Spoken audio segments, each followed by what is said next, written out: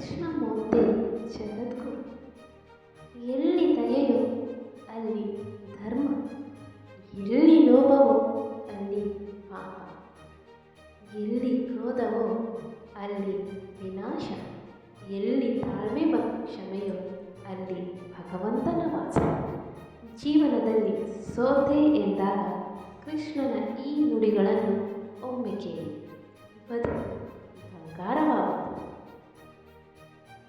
ಬದುಕು ಬದಲಾಗಬೇಕು ಅಂದರೆ ಮನಸ್ಥಿತಿ ಬದಲಾಗಬೇಕು, ಮನಸ್ಥಿತಿ ಬದಲಾಗಬೇಕು ಅಂದರೆ ಪರಿಸ್ಥಿತಿ ಬದಲಾಗಬೇಕು, ಪರಿಸ್ಥಿತಿ ಬದಲಾಗಬೇಕು ಅಂದರೆ ಕಾಲ ಬದಲಾಗಬೇಕು, ಕಾಲ ಬದಲಾಗಬೇಕೆಂದರೆ ಎಲ್ಲವನ್ನೂ ಎದುರಿಸಿ ಸಹಿಸುವ ತಾಳ್ಮೆ ಇರಬೇಕು.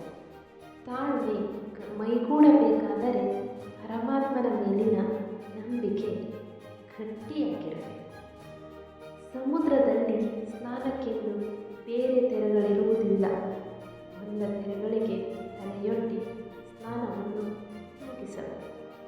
ಹಾಗೆಯೇ ಬದುಕಿನಲ್ಲಿ ಖುಷಿಗೆಂದು ಬೇರೆ ದಿನಗಳಿರುವುದಿಲ್ಲ. ಎಲ್ಲ ದಿನಗಳಲ್ಲಿಯೂ ಖುಷಿ ಇದ್ದೇ ಇರುತ್ತದೆ.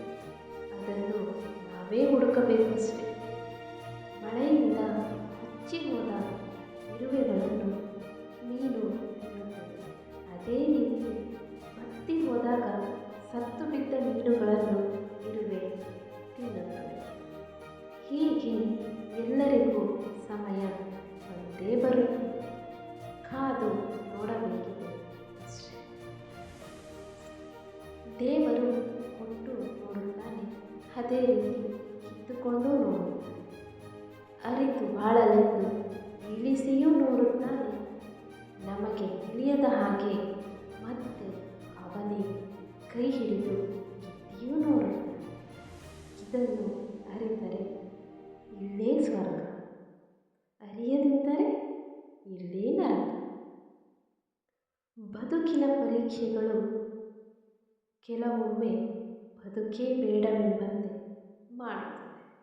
ಆದರೆ ಯಾವುದೋ ಒಂದು ಮೂಲೆಯಲ್ಲಿ ಒಳ್ಳೆಯದು ಆಗುತ್ತದೆ, ಕಾದು ನೋಡು ಎನ್ನುವ ಭರವಸೆಯನ್ನೂ ಕೂಡ ಅದೇ ಬದುಕು ಮೂಡಿಸುತ್ತದೆ. ಕಾಲಕ್ಕೆ ಕೊಂಚ ಕಾಲಾವಕಾಶ ಕೊಡು. ನಿನ್ನ ಕೆಟ್ಟ ಕಾಲವನ್ನು ಬದಲಾಯಿಸುವ ಶಕ್ತಿ ಕಾಲಕ್ಕಿದೆ.